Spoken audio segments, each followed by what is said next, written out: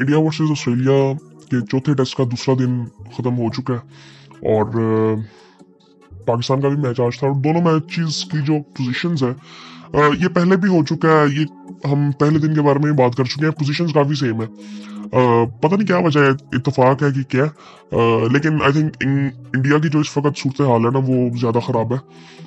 पाकिस्तान फिर भी कह सकते हैं कि कल का दिन पाकिस्तान अच्छा खेलता तो पाकिस्तान मैच जीत भी सकता है, लेकिन इंडिया के लिए सिचुएशन बहुत ज़्यादा ख़राब हो चुकी है। पहले तो कल हम बात कर रहे थे कि अगर ऑस्ट्रेलिया बहुत अच्छा खेलता तो वो पौने 400 तक पहुंचेंगे। यार उन्होंने पौने 500 रन मार दिए, 474 रन खा लिए इंडिया ने। सो आई थिंक वहां पे मैच ही बहुत आगे निकल चुका था। लेकिन उसके बाद आई थिंक इंडिया ने ब्लंडर्स बहुत ज्यादा किए। जब इंडिया बैटिंग के लिए आया तो उन्होंने बैटिंग अच्छी की। अगर आप रोहित शर्मा की बैटिंग निकाल दें तो रोहित शर्मा जल्दी आउट हुए। उसके बाद केएल राहुल अच्छी बैटिंग कर रहे थे, वो भी जल्दी आउट हुए। फिर उसके बाद कोहली और जायसवाल की पार्टनरशिप चल रही थी। फिर एक रन आउट होता है और फिर 2-3 आउट इकट्ठे हो जाते हैं। सो वहां से मैच इंडिया के हाथ से काफी हद तक निकल चुका है, क्योंकि अभी सिर्फ 2 दिन हुए हैं। और चलो मैं आपको पहले स्कोर कार्ड बताता हूँ कि हुआ क्या। कल की अगर बात करें तो कमिंस और स्मिथ बैटिंग कर रहे थे। अब स्मिथ 140 मार के गया है। कल उसका भी 100 होने वाला था, हुआ नहीं था। 140 वो मार के गया और वो भी जिस तरह से वो उसके साथ बैड लकी हुई, वो जिस तरह से आउट हुआ है, वरना वो जिस तरह से मार रहा था वो अभी आगे मेरे ख्याल से वो 200 के करीब भी जा सकता था। वो जिस तरह वो चल रहा था, वो बड़ी उसकी बैड लक हुई वो। उसके बाद अगर देखें तो कमिंस 49 मार के चला गया। सो आई थिंक ये वो जो बात की जाती है ना कि जब ऑस्ट्रेलिया डिसाइड कर ले और उनके हाथ में चीज आ जाए ना तो वो हाथ से जाने नहीं देते। और मेरे ख्याल से मैच बहुत ज्यादा वो दूर ले गए जिस तरह से उन्होंने बैटिंग की।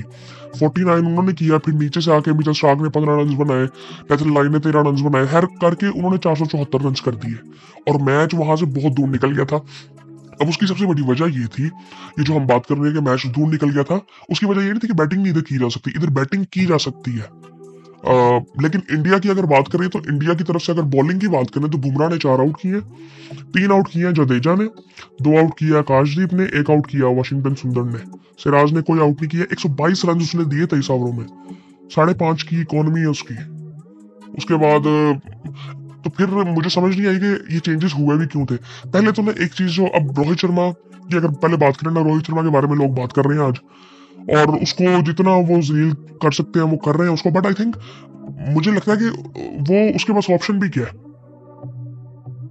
मतलब पहले वो 5वें 6वें नंबर पे आके खेल रहा था तो उसने ऊपर तो आना था। अब मैक्सिमम एक चीज ये हो सकती थी, या तो वन डाउन आ जाए या ओपनर आ जाए। मैं बेसिकली समझता हूँ कि ये जो मतलब अब कई लोग कहते हैं कि जी केएल राहुल ऊपर आता तो वो आउट ही ना होता। ऐसा भी बिल्कुल नहीं था कि उसने आउट ही नहीं होना था। अब ये अच्छा असल में मेन टॉपिक ये नहीं है। मेन टॉपिक ये है कि आपने पौने 500 रन खा लिए पहले तो। उसके बाद फिर वो एक ब्लंडर था जो जायसवाल वाला। अब उसमें भी काफी बात हो रही है कि उसमें रन नहीं लेना चाहिए था। कई लोग बात कर रहे हैं कि उसमें कोहली की गलती थी, रन हो सकता था, ये सारा कुछ। यार पहले तो ना जब ऐसे मैचेस होते हैं ना, ऐसी सिचुएशंस होती हैं, तो आपको ये रन नहीं लेने चाहिए, पहली बात ये। अब दूसरी बात ये कि जब आप एकदम ये चीजें करते हो ना तो वो प्रेशर ऑटोमेटिकली आता है कि इसमें क्या किया जाए। अब फॉर एग्जाम्पल अगर कोहली बाहर निकल जाता और जायसवाल आउट ना होता, हो सकता था कि इंडिया के लिए बेहतर हो। बट आई थिंक ये चीज पॉसिबल थी ही नहीं।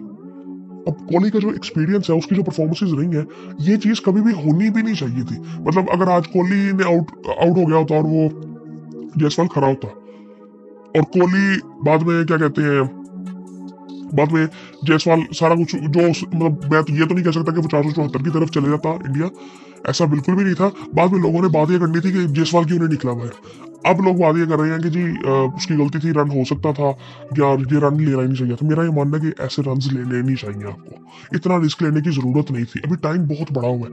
मतलब ये पाकिस्तान वाला मैच भी ऐसे ही है, अभी 2 दिन हुए हैं यार और मैच एक एक इनिंग खत्म हो चुकी हुई है। पाकिस्तान की दूसरी इनिंग चल रही है। ये इनका भी सूरत हाल 2 दिन में कुछ बुरी सूरत हाल ही है। वो तो ऑस्ट्रेलिया ने बैटिंग पहले दिन बड़ी जबरदस्त कर ली, वरना ये सूरत हाल ये 3-4 दिन का मैच है। ये कोई 5वें दिन, मुझे नहीं लगता कि 5वें दिन में मैच जाएगा, क्योंकि अभी बहुत टाइम, भी 3 दिन पड़े हैं। कल बड़ा इंपॉर्टेंट दिन है दोनों मैचेस के लिए। सो खैर अब यहाँ पे अगर देखें तो अब बॉलिंग की अगर बात करें ना, मुझे याद है कि आज से 2-3 साल पहले ना हम सब बात करते थे, मतलब मीडिया पे जनरली बात ही होती थी इंडियन मीडिया के अलावा। इंडियन मीडिया ये कहता था कि जी बस इंडिया की अब बॉलिंग तो आ गई, अब तो बॉलर्स की लाइन लग जाएगी। जो एक रियलिटी वाली बात थी ना, वो ये थी कि इंडिया को एक बॉलर मिल गया था, बुमराह। उसके अलावा इंडिया के पास उस लेवल का कोई बॉलर आया नहीं है।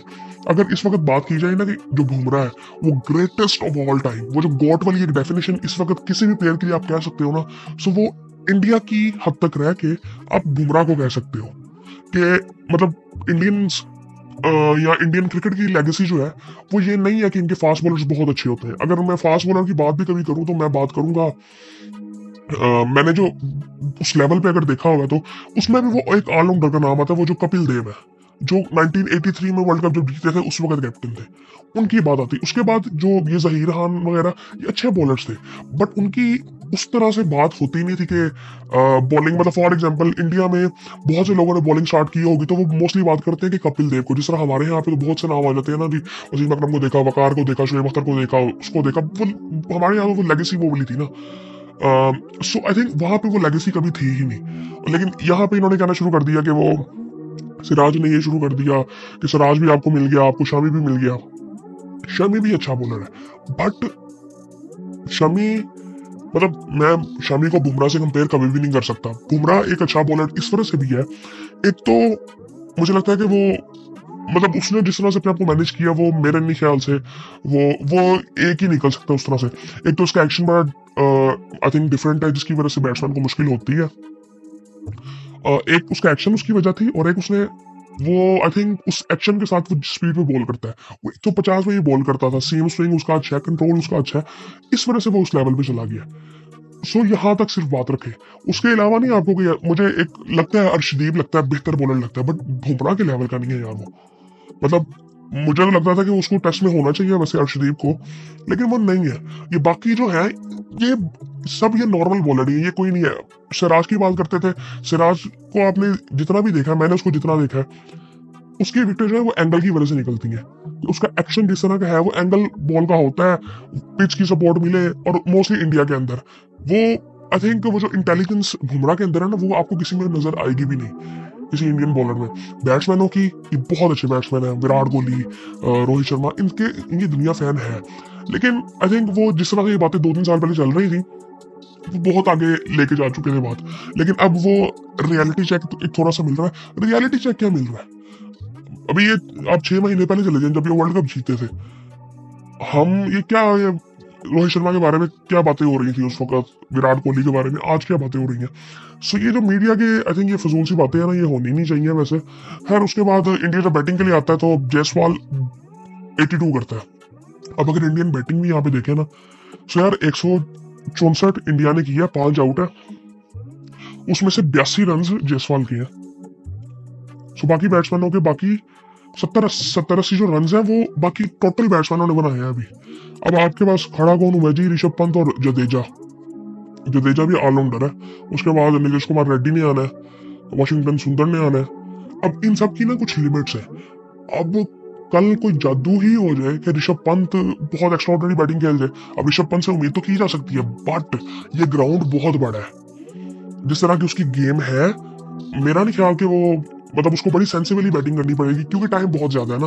उसको तो टाइम सबसे पहले किल करना है। आज मैं देख रहा था उनको, सुनील गावस्कर भी बात कर रहे थे कि उन्होंने भी कहा यार हमें सबसे पहले तो टाइम किल करना है, कि टाइम अभी बहुत ज्यादा पड़ा हुआ है, हमें उस टाइम को जरा किल करना है। क्योंकि वो उनका ये कहना था कि आपको ऑस्ट्रेलिया कभी फॉलो ऑन नहीं देगा, क्योंकि वो एक दफा पहले हुआ था, वो उनको भारी पड़ा था। उन्होंने कहा वो ये गलती दोबारा तो नहीं ऑस्ट्रेलिया कभी करेगा।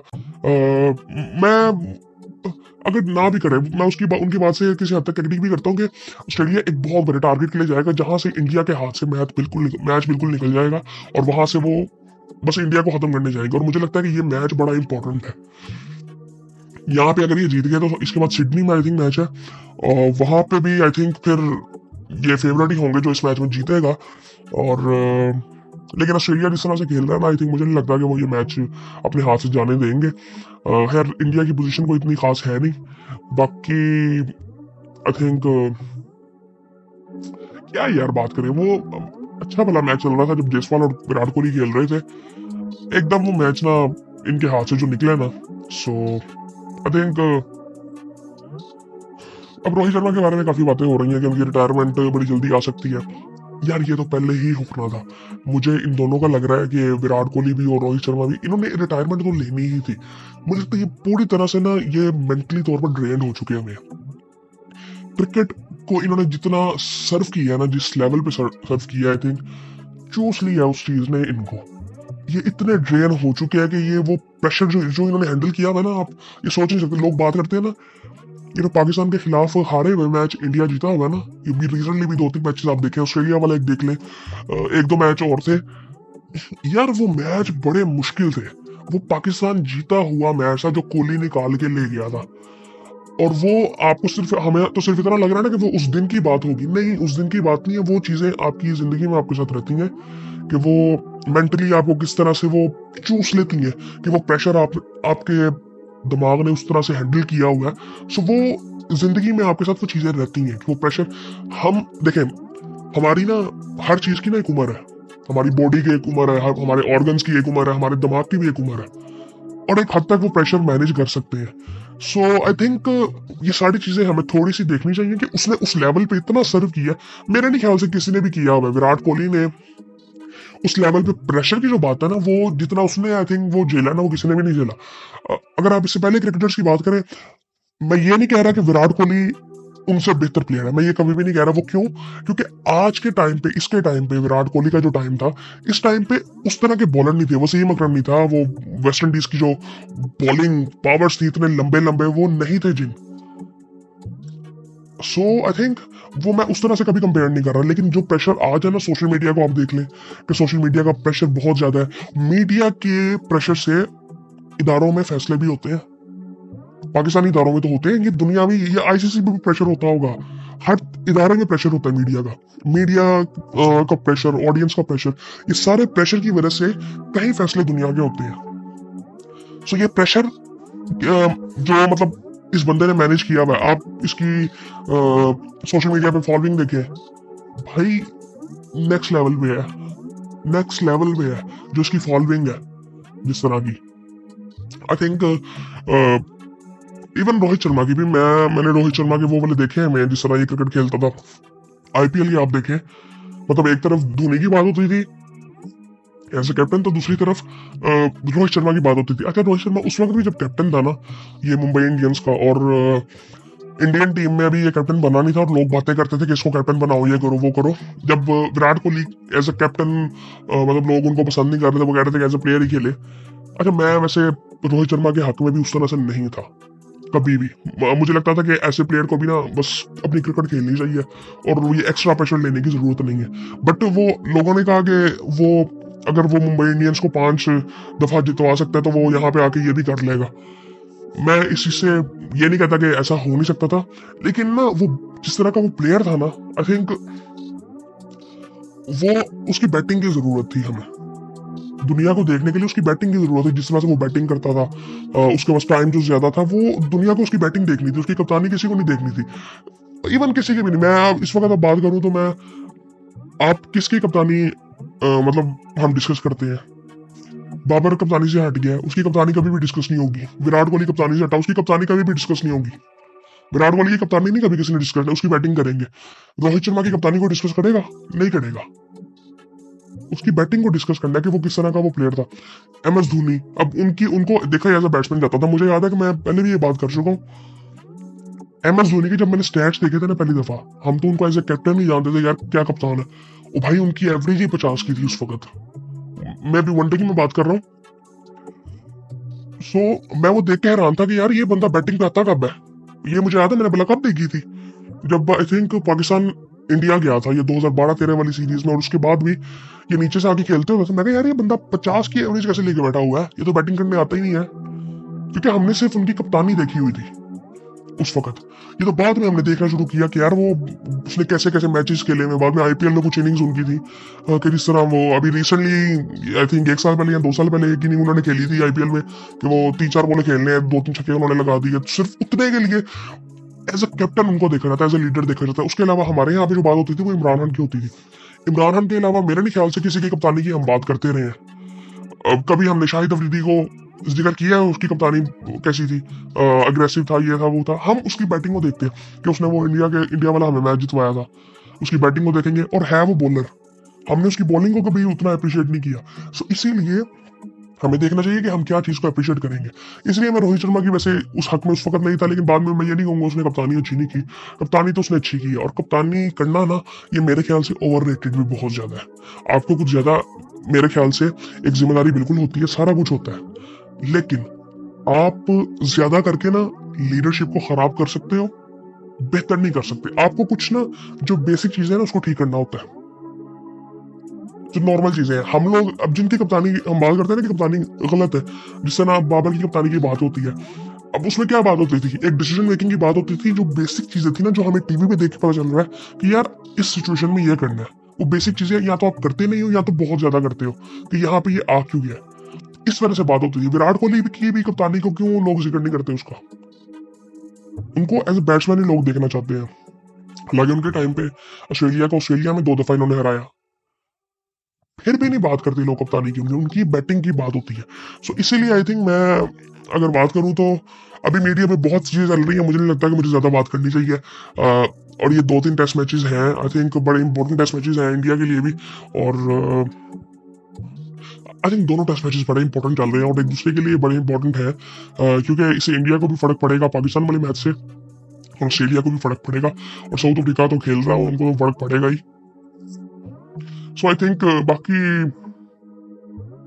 देखते हैं कल क्या होता है, लेकिन इंडिया से बहुत दूर चला गया मैच इस वक्त। आई थिंक ये जो, अगर इस वक्त जायसवाल खड़ा होता और विराट कोहली खड़े होते 164 में, सो फिर बहुत उम्मीद थी कि कल अगर ये बैटिंग अच्छी कर लेते ना, सो काफी हद तक मैच शायद ड्रॉ की तरफ, या शायद ये जीत भी सकते थे। लेकिन ये एंड में जो कुछ 7 बॉलों में आई थिंक 3 आउट हुए इनके, वहां से मैच बिल्कुल चेंज हो गया।